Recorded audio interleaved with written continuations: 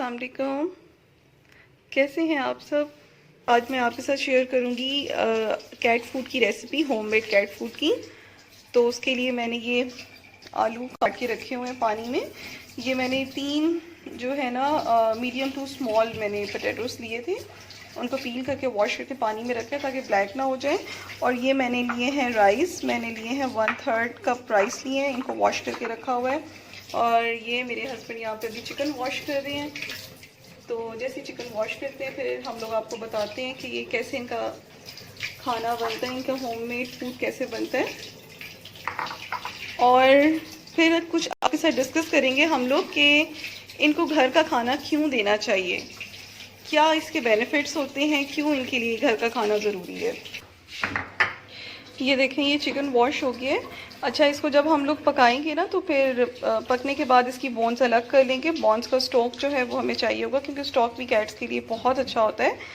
तो जैसे ये सूप निकल आएगा, बोन्स हम लोग सेपरेट कर लेंगे और जस्ट चिकन यूज़ करेंगे। और ये चिकन आई थिंक पता नहीं कितना होगा, फुज़ैली कितना होगा? 1/2 पाउंड से तो थोड़ा मुझे ज़्यादा लग रहा है। ये 1/2 पाउंड से ज़्यादा है। आई थिंक आप ऐसे कर लें कि अगर आप 1 किलो चिकन के 3 हिस्से करेंगे ना तो ये 3rd वाला होगा, इतना चिकन है।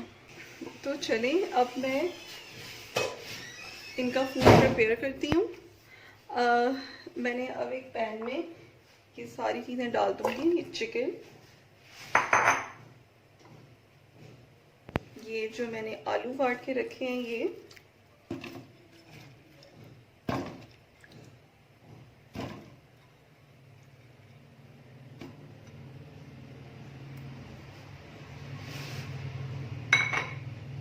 और ये 1/3 कप चावल। अब इसके अंदर पानी कितना डालना है वो मैं आपको बताती हूँ, मेजरमेंट करके ना, कि मेजरमेंट के अकॉर्डिंग कितना पानी जाएगा। अच्छा,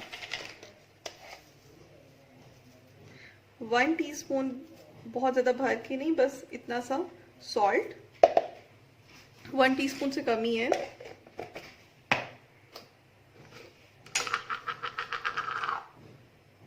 पिंच ऑफ टर्मरिक, हल्दी,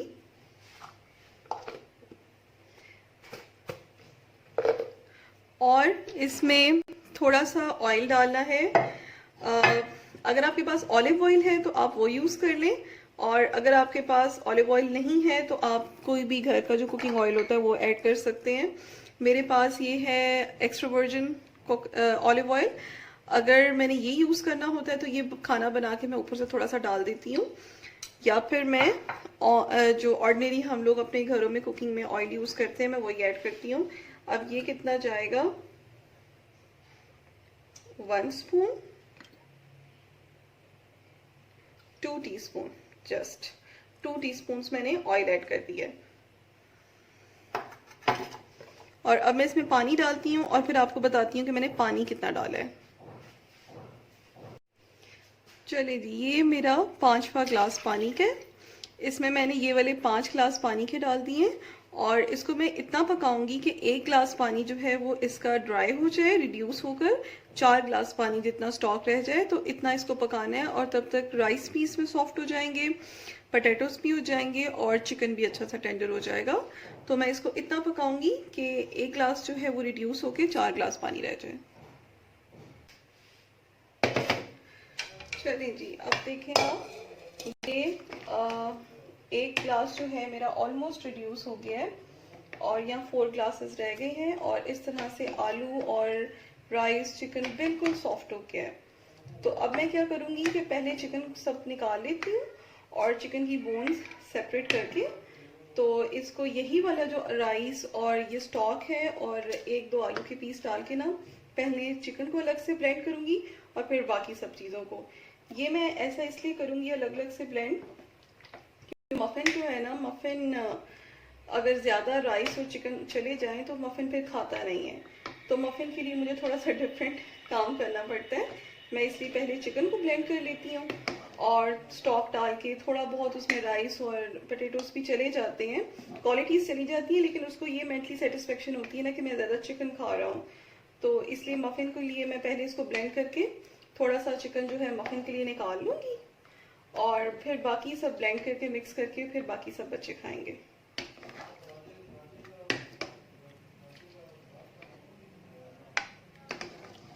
चलिए ये देखें,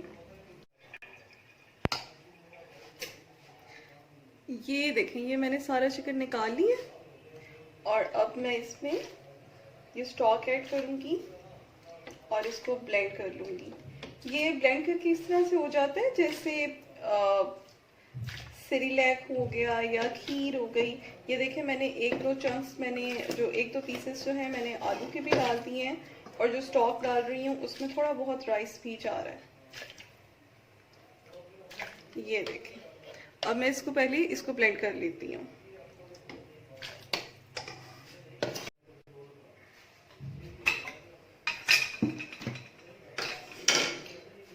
ये देखें, ये मैंने चिकन को स्टॉक में ब्लेंड करके निकाल लिया। अब ये जो चिकन वाला ब्लेंड है ना, चिकन वाला खाना है, तो मफिन के लिए मैं पहले ये निकाल लूँगी क्योंकि मफिन के बहुत नखरे, मफिन ज़्यादा राइस और आलू वाला खाना नहीं खाता है। मफिन के लिए निकाल लूँगी और बाकी का जितना भी सब कुछ है मटेरियल वो सारा ब्लेंड करके फिर वो बाकी इसमें मिक्स कर दूँगी।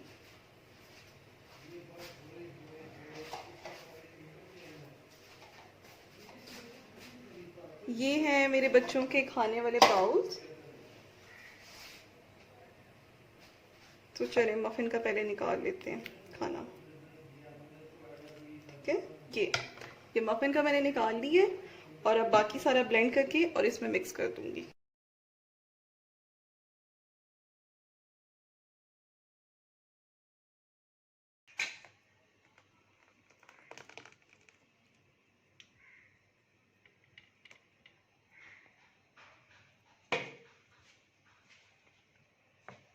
ये देखें, अब मैंने आलू भी ब्लेंड कर लिए हैं और इसको चिकन वाले मिक्सचर में मैंने मिक्स कर दिया। अब ये जो खाना है ये बाकी सब बच्चे खाएंगे और मफिन का मैंने ये यहाँ पर निकाल लिया है। अभी ये बहुत गर्म है, थोड़ा सा बस ठंडा हो जाए। 5 मिनट्स के लिए मैं इसको फ्रिज में रखती हूँ और फिर सबको खाना खिलाते हैं और फिर आपको दिखाती हूँ। इसकी कंसिस्टेंसी देखें, बिल्कुल जैसे ना हम लोग ने सेरिलैक बनाते हैं बच्चों के लिए, या जो टोडलर्स को स्टार्टिंग हम लोग मील देना स्टार्ट करते हैं, ये बिल्कुल उसी तरह का बन जाता है और ये कैट्स के लिए बहुत हेल्दी है।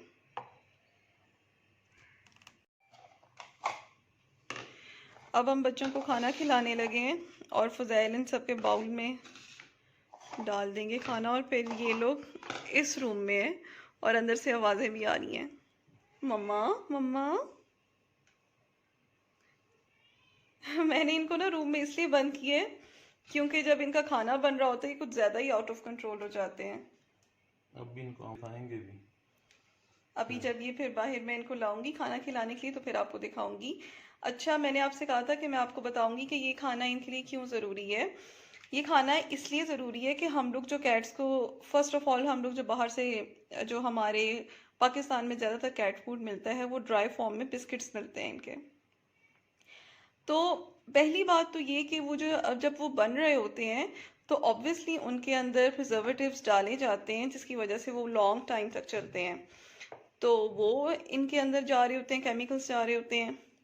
एंड सेकेंडली वो बहुत ड्राई फॉर्म में होते हैं तो उससे कैट्स का ना कॉन्स्टिपेशन का इशू हो जाता है कैट्स को, और कॉन्स्टिपेशन कैट्स के लिए बहुत ज़्यादा ख़तरनाक होती है और इसी से ही इनकी ज़्यादातर डेथ होती है। तो इसीलिए जो ये डाइट जो अब हम लोग घर बना रहे हैं ना, इसमें वाटर कंटेंट बहुत ज़्यादा है क्योंकि आपने देखा है मैंने इसमें स्टॉक कितना सारा डाला है इसको ब्लेंड करते हुए। भी नहीं है। तो इसमें जो स्टॉक इतना सारा डालने की वजह से इसमें वाटर कंटेंट इतना ज़्यादा है, कैट्स इतना ज़्यादा पानी नहीं पीती है ना, तो जब वो पानी नहीं पीती तो इस फॉर्म में उनके अंदर पानी चला जाता है। और जैसे कि अभी फुज़ैल बता रहे हैं कि इसमें बोन्स नहीं होती, कैट्स खाना जो है चबा कर नहीं खाती हैं, बस वो जल्दी जल्दी गले से नीचे उतारती हैं, स्वेलो करती हैं। तो इससे होता ये कि अगर हम इनको बोन्स बिल्कुल नहीं देंगे, ये बिल्कुल सॉफ्ट और बिल्कुल माइल्ड सा है, ये जैसे ही इनके गले से निकलता जाएगा बस फ़ौरन से जाके इनको डाइजेस्ट हो जाता है। इसीलिए इनका एब्डोमिनल इशू भी कोई ज़्यादा इनको नहीं होता है, किसी भी किस्म का एब्डोमिनल इशू नहीं होता है, इनके इंटेस्टाइन्स में स्वेलिंग नहीं होती है, इन्फ्लेमेशन नहीं होती है और ये बहुत मज़े से इंजॉय करके खाते हैं। अब ये खाना मैंने बना लिया है। अब विटामिन भी डालना जरूरी है। हाँ, इसमें जिंजर- मल्टी वाइटामिन्स जो होते हैं ना वो भी इसमें डालने ज़रूरी हैं। अभी मेरे पास नहीं है, जैसे ही मैं मल्टी वाइटामिन्स लाऊंगी तो मैं आपको दिखाऊंगी कि हम कौन से कैट्स को दे रहे हैं। चलिए अब हम लोग कैट्स को बाहर निकालते हैं और फिर आपको दिखाते हैं उनका रिएक्शन। निकालो एक फुजैल। मिनट।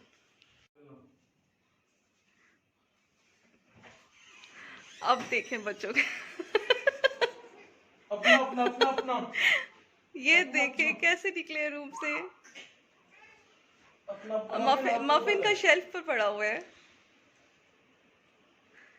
मैक्स जी मम्मा।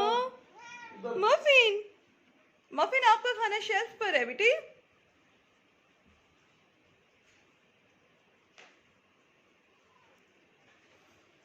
ये देखें सब ये खाना कितना एंजॉय करते हैं।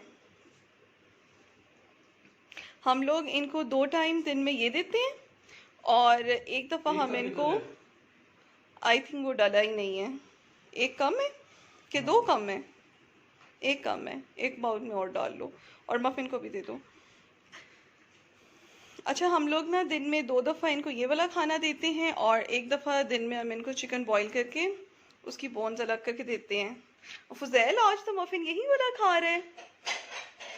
लगता है मफिन को भूख ज़्यादा लग गई है, ज़्यादा राइस और आलू वाला खा रहे हैं।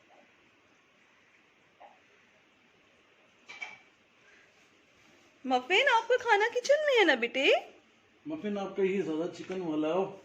आप ये वाला खाओ। मिनी का खा रहा था वो। साशा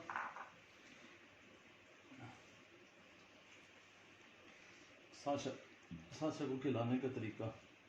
साशा को पहले टेस्ट करवाना